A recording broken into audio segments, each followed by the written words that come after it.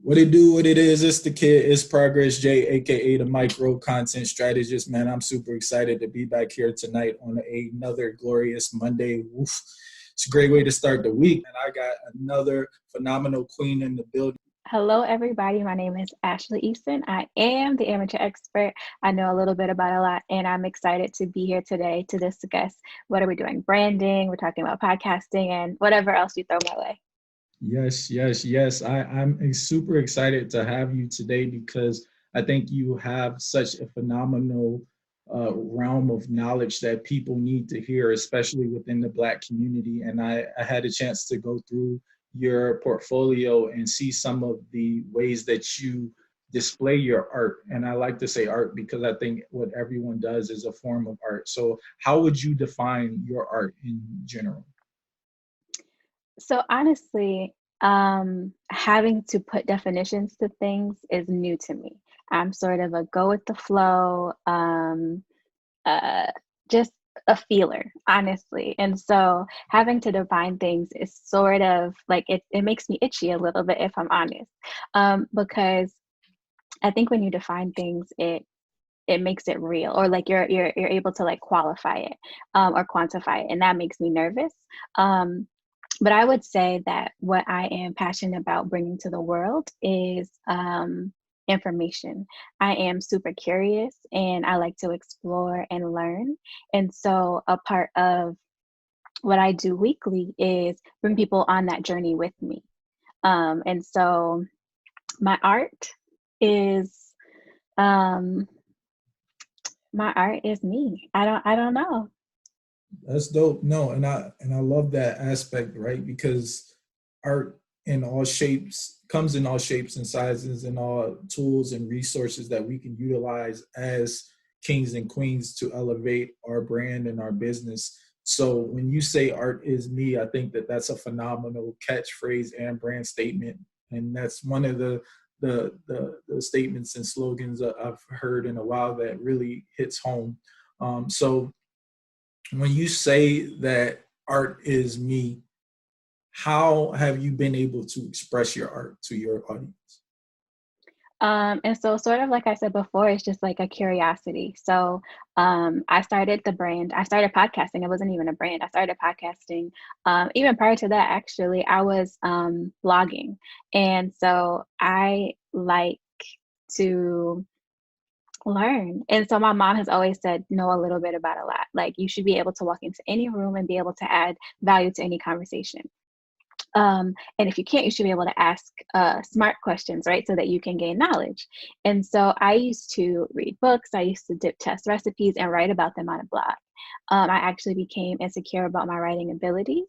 And so I took a break and then came back with a podcast because I was meeting so many people who were doing such cool things.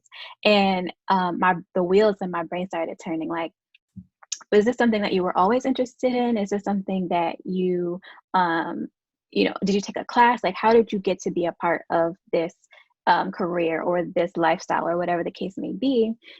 And so my curiosity is sort of what drives what I do because I'm super interested and also honestly inspired by other people's stories because I think you can glean wisdom from people's highs and lows. That's amazing. And it's phenomenal when you say that you can gain wisdom from people's highs and lows. And I definitely think that it gives us a point to kind of see how we can move forward as a culture, but also see how we can influence, impact, and also uplift those around us. For I sure. see a lot of inspiration when I look on your portfolio. How have you been able to stay inspired during this time of chaos and uncertainty?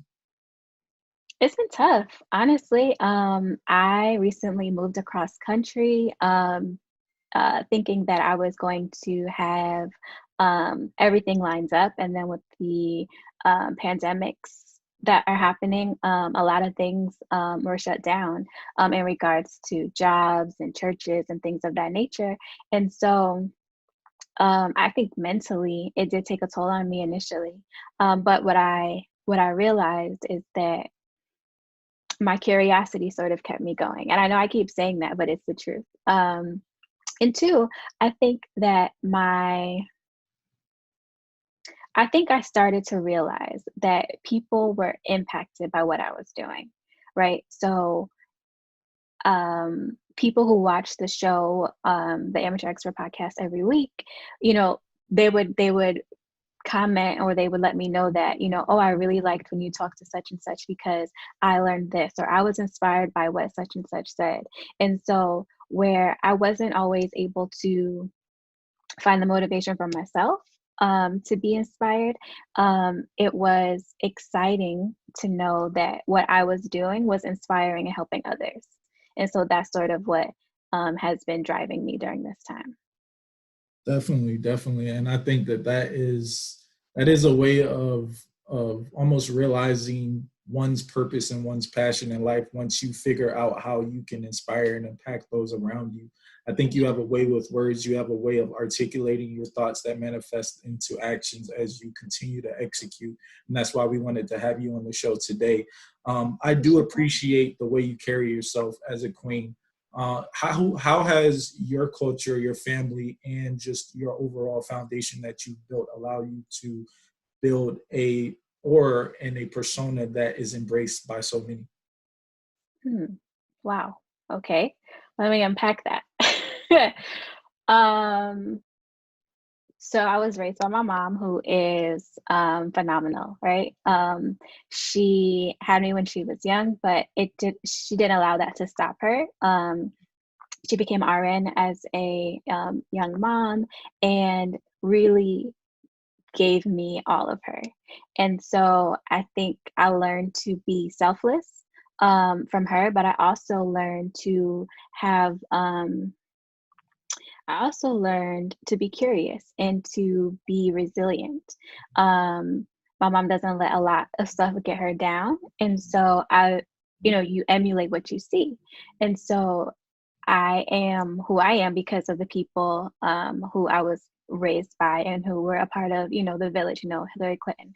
It takes a village to raise a child. So my mom was very intentional about the courses that I took, the schools that I went to, the activities that I did.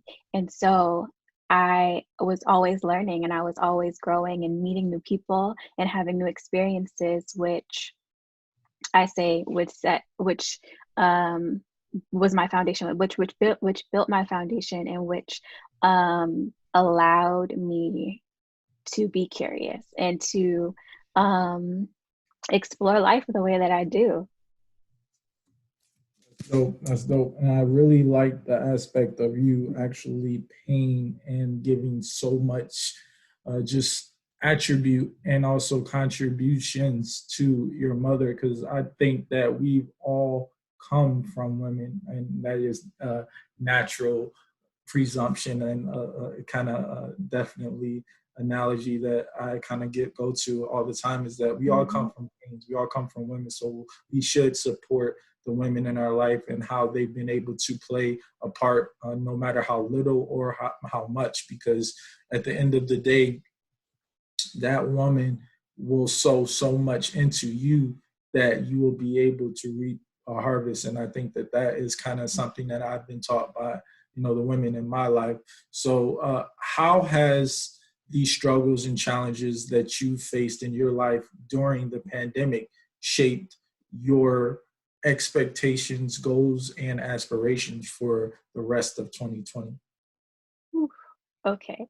Well, um, very good question. Um, like I said, I moved across country. I moved to Los Angeles from Connecticut. Um, and that is, a thing in itself. But what led me to move was wanting a fresh start.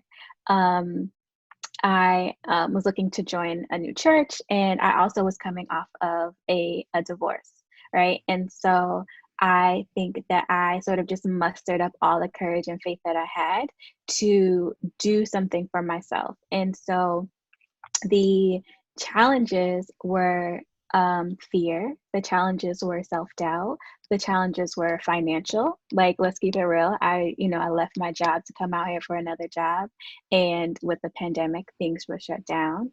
The challenges were, ego. I came out here thinking that I was going to have a hot girl summer, that I was going to be working and traveling and doing all of these things. And I was graciously humbled. It's been at least a year, right? And so when I say hot girl summer, I just mean,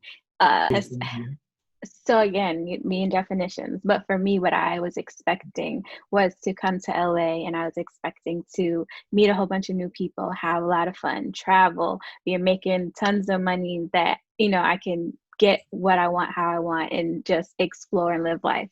But that wasn't my story. And so I had to sit back. I had to come to the realization that I'm not going to be working in TV production right away because productions are shut down. I have to realize that I'm going to have to think about what I can offer. How can I monetize what, my businesses or myself? How can I maintain and make sure that my self-care and my mental state is always positive, or in a safe, space. Yeah, so I had to overcome those things, and I did that through my faith. Jesus is my homeboy. That's my I love dude. it. And I so, love it. I love it. so lots of prayer. I, was taking a Amen. lot of master classes, Amen. and just it was still a hot girl summer, right? But it's in a different way. No, for sure. I actually just wrapped up a devotional with an ordained minister out in North Carolina, and being able to kind of, just hone in on 5 scriptures about progress and have them shape and mold my mentality about what God has done and will continue to do in my life. It's kind of dope to hear that come from a millennial's mouth, because I think so many entrepreneurs of faith, they speak about God and what they've done, what he's done in their life, but how are they actually representing and being that spokesman of just how it has allowed them to take their brand or business to the next level? So let's kind of tap into that, right? Because I love the saying that you said, Jesus is my homeboy. Oh And that's yeah, kind of that's my dope, because my dude. dad's always taught me to like build my own relationship. I call Jesus my OG. So like, Love that. Love that. yeah. So how has faith played a role in your life as a young queen?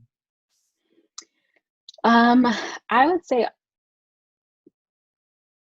my faith is sort of like the driving factor behind 99.9% of the things that I do, right? So we are um we do sometimes succumb to our flesh, right? So let's say I'm not, perfect by any means, but a lot of my drive, a lot of my actions, a lot of things that I do are based off my faith and based off the faith that I have in Christ, and a lot of like the mental downloads, or like the Jesus downloads, right? So a lot of my actions come from a very clear um a very clear direction. Ashley, moved to California. Okay. Ashley, join this church. Okay. Ashley, start this brand. Okay. Ashley, reach out to this person. Okay. So because I'm tapped into my faith, I'm able to honestly do what I'm doing. Like there's no other way to explain that I've my life. If I can be like so honest, like I can't really explain it. And that whole definition thing that I said in the beginning, how do you define it? But God, Exactly. I but love God. it. I love it. I love it. And I think that faith gives you the opportunity to have and seek that kingdom, which, we really put to test every day. So one of the things that I wanted to tap into, right, is we go back to definitions. We go back to, being curious about our endeavors as entrepreneurs, as, men and women of God. How has this time allowed you to define yet be curious about the social norm or definition of what a 9 to 5 is? Hmm. So I've always prided myself on being an awesome employee, great worker. I came from the hospitality field, so I am trained or was trained to anticipate and exceed the needs of others, right? And so I sort of take that in everything that I do. Um, and I've always, not always, but 9 times out of 10, I'm working 2 to 3 jobs because I like to work hard so that I can play hard. But I also, I think, am Say that one more fulfilled. time. Say that one more time. Say it again. Say that one more time. Oh, I work hard so I can play hard. That part. Yeah. That And part. so, That- so I've always just tried to um, just be able to sustain myself. But also, I think I'm fulfilled by doing a good job and other people, uh, helping other people achieve goals, or make the bottom line, or do whatever whatever my tasks are. Um, and so, being out of work for months now, it has totally shifted my perspective on the value that I placed on, um, or the value that I felt, the validation that I felt I needed from a 9 to 5, right?